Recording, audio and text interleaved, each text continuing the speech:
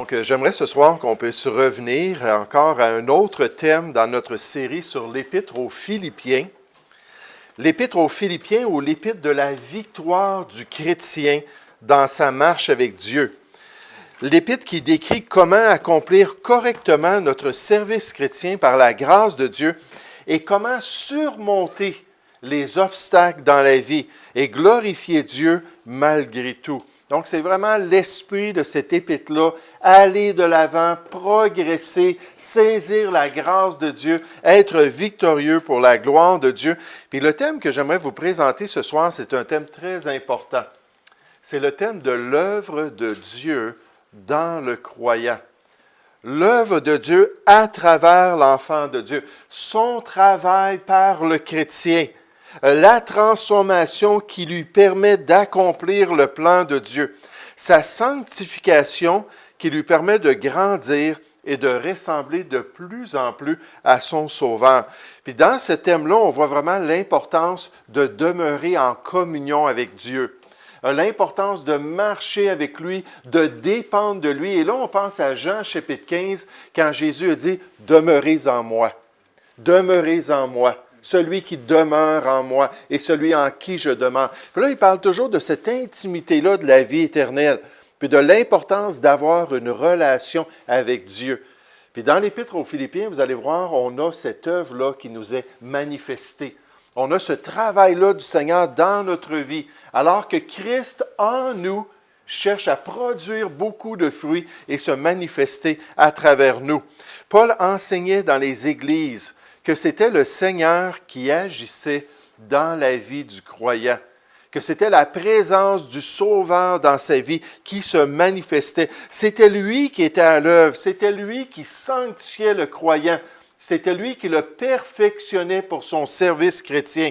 Et c'est pour ça que Paul a dit dans Romains chapitre 8, il a dit « Nous savons du reste que toute chose concourt au bien de ceux qui aiment Dieu. » À la lumière de l'œuvre de Dieu, à la lumière du fait que le Seigneur est en train de nous transformer puis d'agir à travers nous, il dit même quand c'est pénible, même quand c'est difficile, quand je regardais les différentes recettes que mon épouse était en train de mettre ensemble, puis là, c'était des crêpes, puis je ne savais même pas si c'était des crêpes, mais c'était des crêpes. Puis je regardais la farine, puis je regardais toutes les choses qu'elle mettait dans ces pots-là. Puis là, je pensais à ça encore une fois, si je prenais une cuillère, puis j'allais manger cela. Comment ça ne serait pas très, très potable? Comment ça ne serait pas délicieux? Comment ça serait pénible même? Puis Dieu dit que toute chose concourt à notre bien. Toute chose est mélangée dans notre vie pour accomplir le plan de Dieu. Puis il nous dit pourquoi. De ceux qui aiment Dieu, de ceux qui sont appelés selon son dessein. Car ceux qu'il a connus d'avance, il les a aussi prédestinés à être semblables à l'image de son Fils, afin que son Fils soit le premier-né de beaucoup de frères. Donc Dieu a déjà ce plan-là. Dieu a déjà cet objectif-là. Il voit celui qui est sauvé, celui qui est un enfant de Dieu, puis il dit, je veux voir Jésus dans ta vie. Comme cette grosse slab je me souviens même plus c'était quoi le matériel, du marbre ou quelque chose. Puis là, cet auteur-là ou ce sculpteur-là voulait voir un lion, puis il allait enlever tout ce qui n'était pas du lion pour pouvoir vraiment avoir cette image-là à la fin. Mais Dieu nous dit que toute chose dans le plan de Dieu, dans l'œuvre de Dieu, concourt à notre bien. Puis on doit se rappeler ça. Nous savons cela en tant que chrétiens. Ça doit être une certitude. Que chaque jour, son œuvre cherche à le conformer, le chrétien, le croyant, un peu plus à l'image de Jésus-Christ. Dans 2 Corinthiens chapitre 3, ça dit « Nous tous, dont le visage découvert, reflète la gloire du Seigneur en contraste avec Moïse, qui cachait la gloire du Dieu d'Israël. Nous sommes transformés en la même image de gloire en gloire par l'Esprit du Seigneur. » Dieu est à l'œuvre dans la vie du croyant. Dieu essaie de se manifester en lui. Puis un jour, par la grâce de Dieu, le travail va être complété. Un jour, lorsqu'on va rentrer dans la gloire, ça va être achevé. Là, on va pouvoir se tenir devant Jésus-Christ et lui ressembler.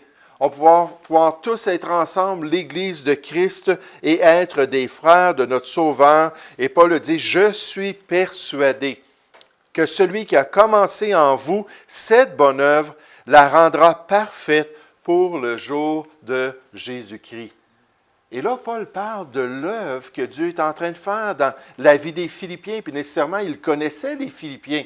Il savait que c'était une de ces églises-là qui se trouvait en Macédoine, qui était vraiment proche de Dieu, qui allait de l'avant, qui était zélé pour le Seigneur, qui marchait avec Dieu. Il n'y avait pas de problème de rester connecté dans la vigne. Il n'y avait pas de problème d'être un sarment ou une branche qui allait recevoir la sève spirituelle. Puis envers de tels chrétiens, il dit, voici ma persuasion. Voici ma croyance personnelle. Je suis persuadé, le mot veut dire avoir de l'assurance, avoir une confiance, être entièrement convaincu d'un fait. Et l'apôtre Paul dit, je suis persuadé que celui qui a commencé en vous cette bonne œuvre la rendra parfaite pour le jour de Jésus-Christ. Et dans Romains chapitre 8, il utilise la même expression. Ça dit, car j'ai l'assurance, ou car j'ai la certitude, ou car je suis pleinement convaincu. J'ai cette persuasion-là que ni la mort, ni la vie, ni les anges, ni les dominations, ni les choses présentes. Donc là, on nous parle de notre assurance en tant que chrétien, notre sécurité qu'on ne pourra jamais être éloigné de Dieu, on ne pourra jamais être rejeté par le Seigneur, ni les choses présentes, ni les choses à venir, ni les puissances, ni la hauteur, ni la profondeur, ni aucune autre créature ne pourra nous séparer de l'amour de Dieu manifesté en Jésus-Christ notre Seigneur. Et en parlant de cette transformation et de cette œuvre-là que Dieu voulait accomplir dans la vie de chaque chrétien, il a dit, j'ai aussi cette assurance. Nous avons une sécurité dans l'amour de Jésus-Christ et nous avons une sécurité dans l'œuvre que Dieu est en train d'accomplir dans notre vie pour nous transformer à l'image de Dieu. Mais entre-temps, les chrétiens doivent marcher avec lui. Ils doivent marcher avec son aide. Ils doivent être responsables et dépendants.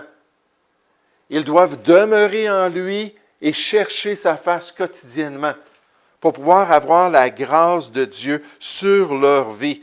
Puis le verset thème, c'est Philippiens 4 au verset 13, qui nous dit « Je puis tout par celui qui me fortifie. » Donc, il dit « Moi, en tant que chrétien, dans ma marche avec Dieu, dans ma course chrétienne, dans mes responsabilités spirituelles, je le puis, j'ai la capacité par celui qui me fortifie. » Parce que c'est Dieu qui agit en moi et c'est Dieu qui est en train de se manifester. Et c'est notre verset pour ce thème-là de l'œuvre de Dieu, Philippiens 4 au verset 13.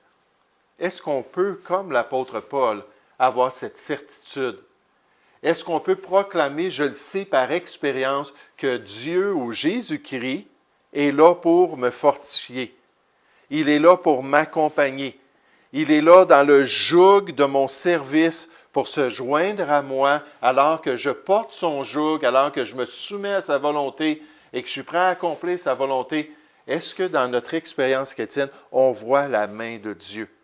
Puis on réalise que Dieu est à l'œuvre à l'intérieur de nous et à travers nous. La marche et le service chrétien doivent s'accomplir avec l'aide du Seigneur. Tout ce qu'on fait, Jésus dit dans Jean 15, « Sans moi, vous ne pouvez rien faire. » On ne peut pas glorifier Dieu, on ne peut pas plaire à Dieu sans cette capacité-là que Dieu donne. Donc, notre service doit dépendre de cette relation-là et on doit persévérer dans les voies du Seigneur. Dans Colossiens chapitre 1, Paul dit, « C'est lui que nous annonçons, exhortant tout homme et instruisant tout homme en toute sagesse. » Afin de présenter à Dieu tout homme devenu parfait en Christ. Donc, même dans nos ministères, on fait partie de ce perfectionnement. Dans Éphésiens chapitre 4, au verset 12, au verset 11, ça nous dit, on a donné des apôtres et des prophètes et des évangélistes et des pasteurs et docteurs pour le perfectionnement des saints. Donc, Paul dit, même nous, on fait partie de ce processus-là. Dieu utilise les dons qu'il nous a donnés. Dieu utilise nos capacités. On est là pour s'exhorter mutuellement. On est là pour veiller les uns sur les autres, afin de présenter à Dieu tout homme devenu parfait en Christ. Il dit, c'est à quoi je travaille en combattant avec sa force qui agit puissamment en moi. Puis l'apôtre Paul dépendait de Dieu. Pierre a dit dans 1 Pierre chapitre 4, il a dit, si quelqu'un parle, que ce soit comme annonçant les oracles de Dieu, si quelqu'un remplit un ministère, un service pour Dieu dans l'Église de Jésus-Christ, qu'il le remplisse selon la force que Dieu communique. Donc, c'est la force que Dieu nous donne, c'est la capacité qu'il nous donne pour accomplir cette tâche-là, afin qu'en toute chose, Dieu soit glorifié par Jésus-Christ, à qui appartiennent la gloire et la puissance au siècle des siècles. Amen, je suis d'accord, c'est ça le plan de Dieu. Et c'est ça qu'on devrait chercher. Puis quand on sait que c'est le Seigneur qui se manifeste, quand on sait que c'est lui qui est en train d'agir, ce ne sera pas difficile de dire « gloire à Dieu ». Hein, c'est toi, Seigneur, que j'exalte. C'est toi que j'ai vu agir à travers moi et c'est toi qui mérites toute la gloire. Que tous les ministères chrétiens soient basés sur la présence de Dieu et sur les capacités que Dieu donne aux enfants de Dieu.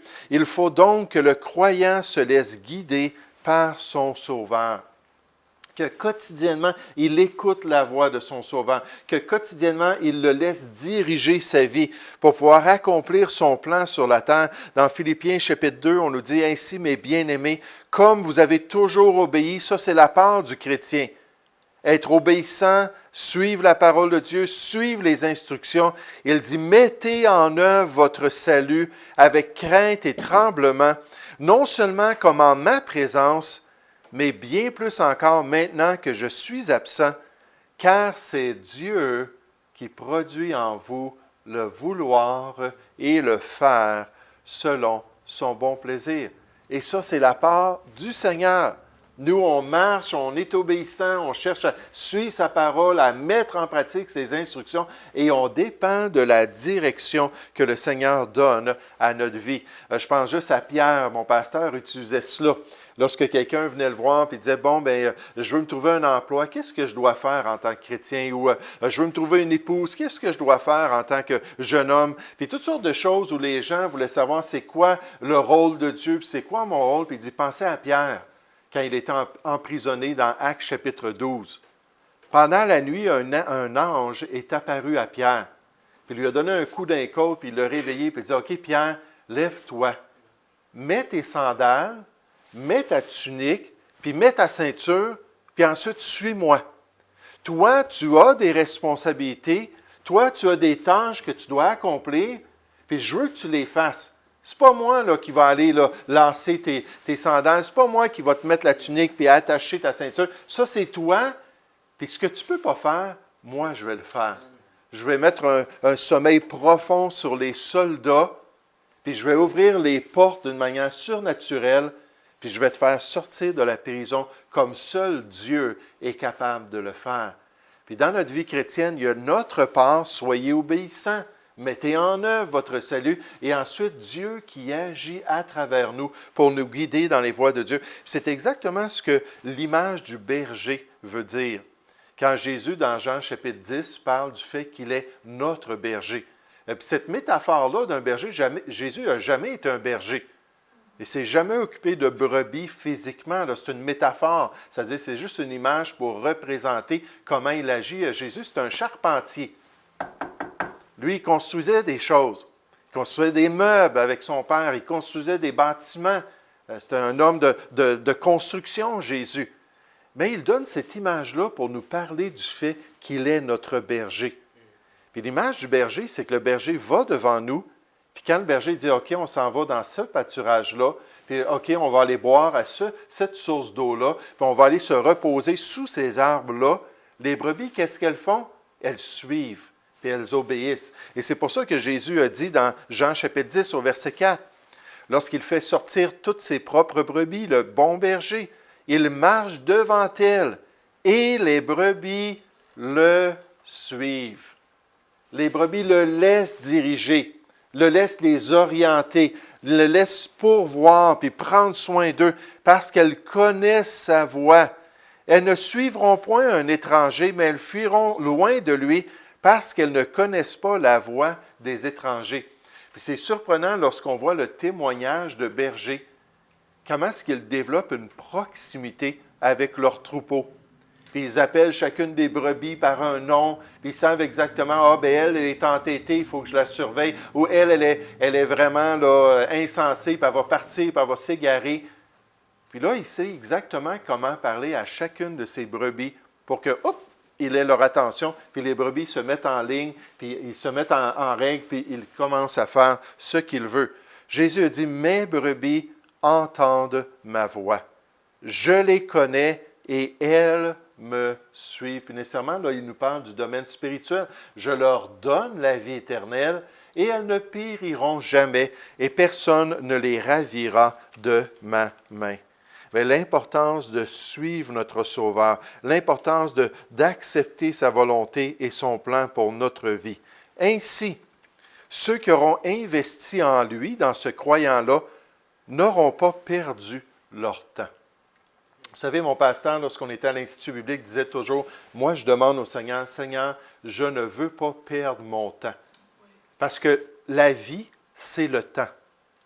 Puis il a dit, Seigneur, si je suis en train d'investir dans les mauvaises personnes, montre-le-moi. Fais en sorte que ça devienne évident. Fais en sorte que je vois que c'est des gens qui ne sont pas sincères, c'est des gens qui ne marcheront pas réellement. Puis il priait continuellement ça. Puis il dit, je vous encourage aussi dans le ministère à ne pas perdre votre temps, mais à le racheter. Puis dans les Écritures, la Bible nous dit qu'un ouvrier peut perdre du temps avec certaines personnes. Donc, si la personne n'apprend pas à avoir une relation avec Dieu, si la personne n'apprend pas à dépendre du Seigneur puis à être dirigée dans les voies du Seigneur, un jour, cette personne-là va se présenter devant le Seigneur, puis cet ouvrier-là va avoir perdu son temps. Puis l'apôtre Paul avait vraiment une crainte de perdre son temps dans le ministère. Il dit dans Philippiens, chapitre 2, au verset 15, « Afin que vous soyez irréprochables et purs. » Donc, si vous êtes obéissants, si vous suivez la parole de Dieu, si vous accomplissez les choses sans murmure, sans hésitation, comme des bons serviteurs, vous allez être irréprochables et purs, des enfants de Dieu irréprochables au milieu d'une génération perverse et corrompue. Ça, c'était le monde grec de l'époque. Ça, c'était l'Empire romain dans toutes les grandes villes qui étaient vraiment corrompues. Parmi lesquels vous brillez comme des flambeaux dans le monde, portant la parole de vie. Et je pourrai me glorifier au jour de Christ. Puis le mot glorifier ici, ça parle de se réjouir à haute voix. Ce n'est pas que prendre la gloire pour nous-mêmes. C'est au contraire juste exprimer notre joie devant le Seigneur de ce qu'il a fait à travers nous. Mais je pourrai me glorifier au jour de Christ de n'avoir pas couru en vain, ni travaillé en vain. Il dit, je ne veux pas que ça soit vain ce que je fais au milieu de vous. Restez donc en communion avec le Seigneur.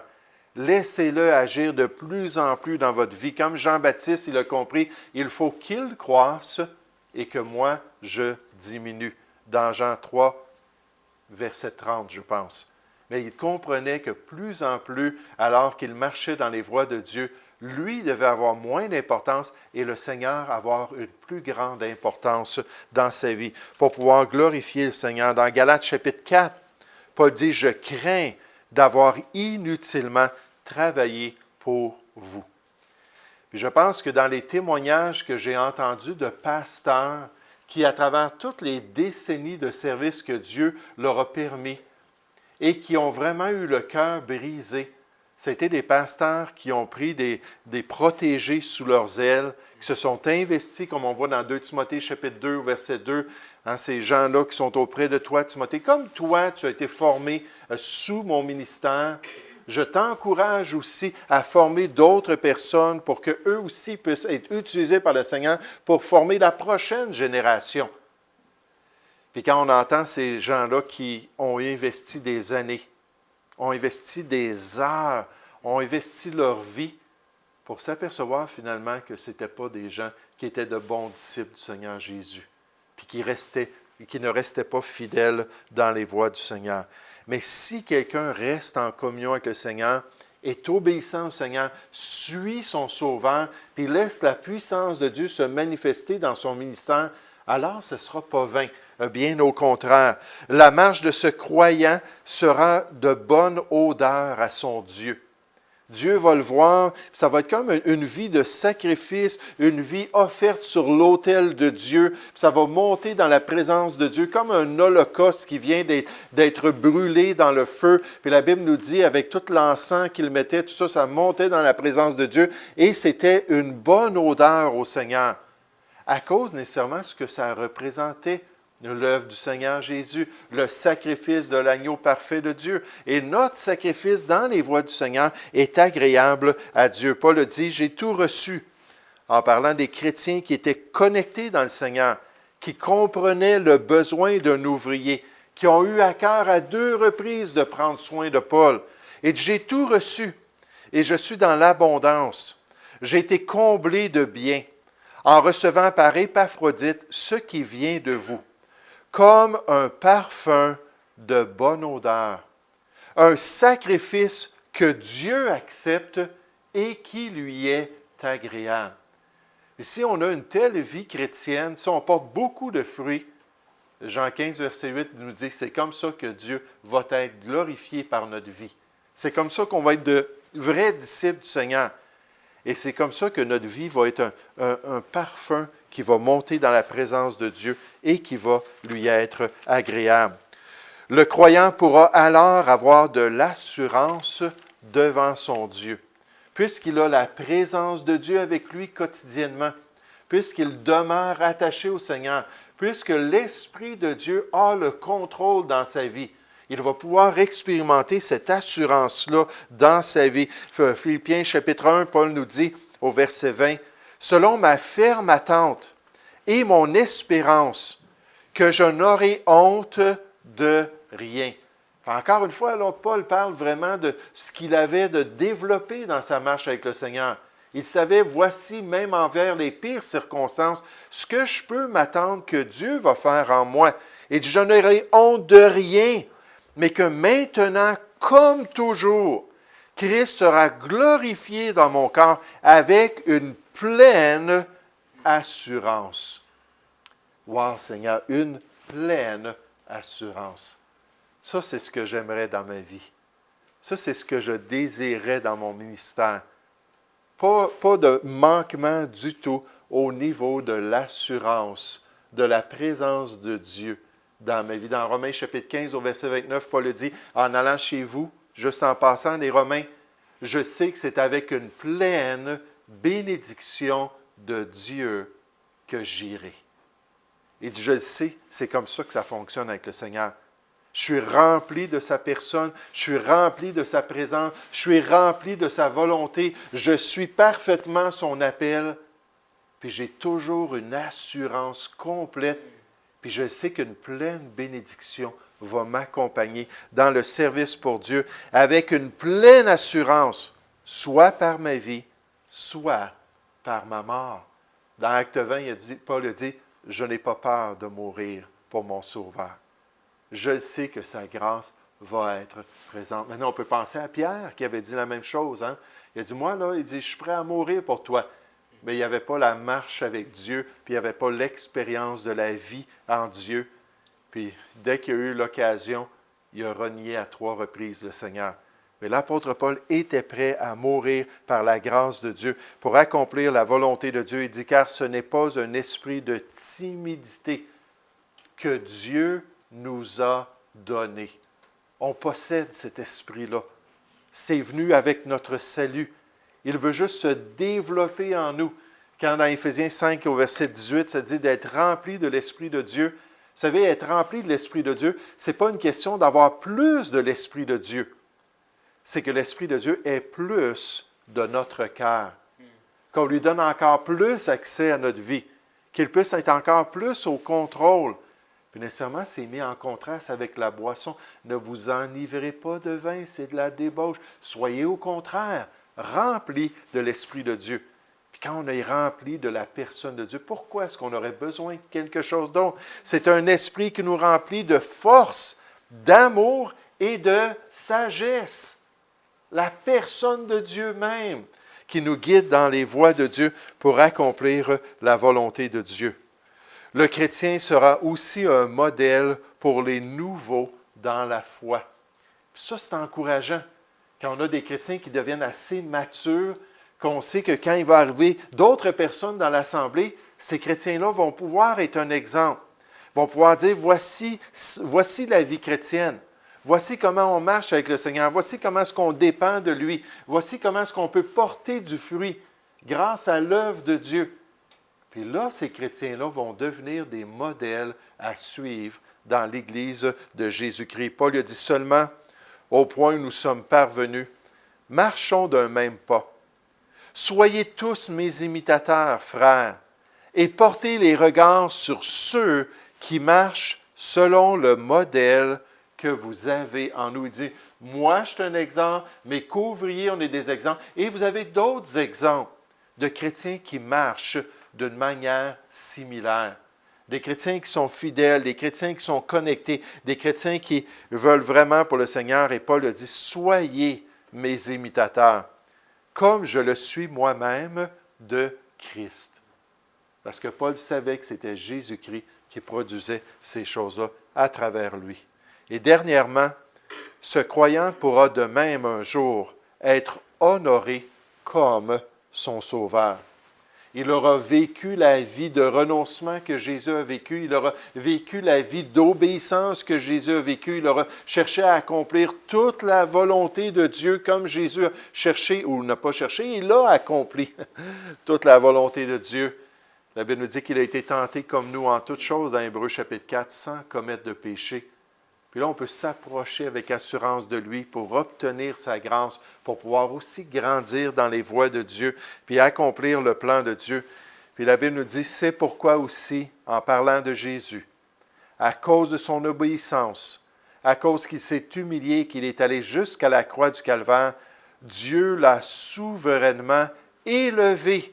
Celui qui s'humilie, quiconque s'abaisse un jour sera élevé, et lui a donné le nom qui est au-dessus de tout nom, afin qu'au nom de Jésus, tout genou fléchisse dans les cieux, sur la terre et sous la terre, et que toute langue confesse que Jésus-Christ est Seigneur, à la gloire de Dieu le Père. Jésus a été exalté, et nous aussi, on peut être exalté et honoré. Ça nous dit dans Jean 12 au verset 29, « Si quelqu'un me sert, qu'il me suivent, qu'ils suivent mon exemple, qu'ils suivent ma voie, qu'ils accomplissent ce que moi je désire. Puis on nous dit, et là où je suis, là aussi sera mon serviteur. Si quelqu'un me sert, le Père l'honorera. Et Dieu veut honorer ceux qui marchent avec le Seigneur. Mais l'importance d'avoir une relation avec Dieu, l'importance de laisser le Seigneur nous développer, l'importance de trouver le soutien qu'on a besoin pour accomplir l'œuvre de Dieu. Puis réaliser qu'en toute chose, on doit demander sa force, sa grâce et sa bénédiction. Puis alors qu'on persévère dans les voies du Seigneur, alors qu'on continue à marcher avec Dieu, on peut devenir assez mature, faire partie des colonnes de l'œuvre de Dieu, pour que Dieu puisse nous utiliser pour être une bénédiction pour autrui, pour pouvoir être un encouragement comme Barnabas l'avait été pour l'apôtre Paul. Paul l'avait été pour Tite, Paul l'avait été pour Silas, Paul l'avait été pour Timothée. Puis ensuite, il dit à Timothée, écoute, maintenant, c'est à ton tour. Toi aussi, deviens mature. Toi aussi, deviens un chrétien bien connecté, persévère dans les voies de Dieu. Puis un jour, toi aussi, tu vas être utilisé pour être une bénédiction pour d'autres jeunes. Puis un jour, dans la gloire, Dieu va honorer de tels chrétiens. Et Dieu déjà aura été glorifié sur cette terre par leur vie, et il va pouvoir être glorifié par l'honneur qu'il va donner aux enfants de Dieu. Nous allons prier ensemble. Père Céleste, je veux te remercier ce soir, je veux te louer pour cette opportunité, Père, de considérer le fait que toi, tu es en nous et que Jésus-Christ est en nous et nous sommes connectés en toi. Et Seigneur Père, je te prie qu'on puisse te laisser agir de plus en plus. Je te prie que quotidiennement, on puisse dépendre de toi dans tous les domaines de notre vie, pour pouvoir vraiment agir convenablement, pour pouvoir porter beaucoup de fruits, la Bible nous dit, et pour pouvoir t'honorer en toutes choses. Guide-nous dans tes voies, aide-nous à vraiment t'honorer et te glorifier, pour qu'un jour, toi, tu puisses aussi le faire à notre égard. Que tu puisses reconnaître les œuvres que nous aurons construites sur le fondement de notre salut. Ces œuvres qui auront été faites avec, Seigneur, des pierres précieuses, de l'or et de l'argent, et qui vont recevoir la récompense que toi, tu auras désirée. Merci, Seigneur, pour ta bonté et merci pour ta fidélité. Aide-nous à persévérer dans tes voies. Nous te prions au nom du Seigneur Jésus. Amen.